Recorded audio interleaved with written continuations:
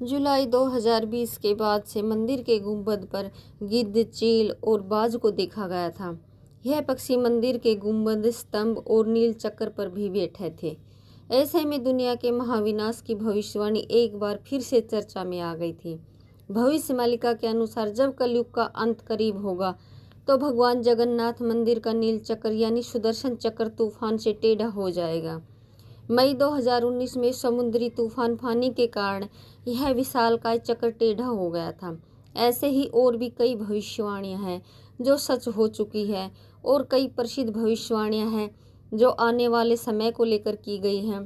3 रथ यात्राएं एक साथ रुकेंगी, नदियां उल्टी दिशा में बहेंगी, ब्रह्म तत्व मंदिर से गायब हो जाएगा और फिर में अंत में आएंगे भगवान के आखिरी अवतार कल्कि।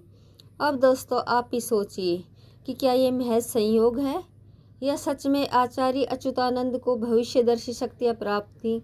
अगर उन्होंने आज से सैकड़ों साल पहले ऐसी बातें लिख दी जो अब तक सच हो रही है, तो क्या हमें उनकी बाकी भविष्यवाणियों को भी गंभीरता से लेना चाहिए। भविष्य मालिका कोई साधारण ग्रंथ नहीं है, बल्कि वो कायनात का रोड मैप है जिसे बस समझने की ज़रूरत है कि जब मुगल सेना ने मंदिर पर आक्रमण किया तो क्या हुआ और कैसे ब्रिटिशर ने भक्तों की श्रद्धा को अंधविश्वास बताकर मंदिर को बंद करने की कोशिश की। सन 1558 उड़ीसा के पुरी इलाके में घना अंधकार छाया हुआ था, पर वो अंधकार आसमान में नहीं, लोगों के मन में था, क्योंकि इस बार कोई साधारण लुटेरा नहीं, मुगल सेना खुद मंदिर को गिराने के इरादे से आ रही थी। कला पहाड़ नाम का अफगान जनरल, जो बंगाल का गवर्नर था, उसकी क्रूरता इतनी बदनाम थी कि उसका नाम सुनकर ही लोग कांप उठते थे। कहा जाता है कि वह सनातन धर्म और मंदिरों से विशेष नफरत रखता था। उस दिन उसकी फौज पूरी ताकत के साथ पुरी की ओर बढ़ी।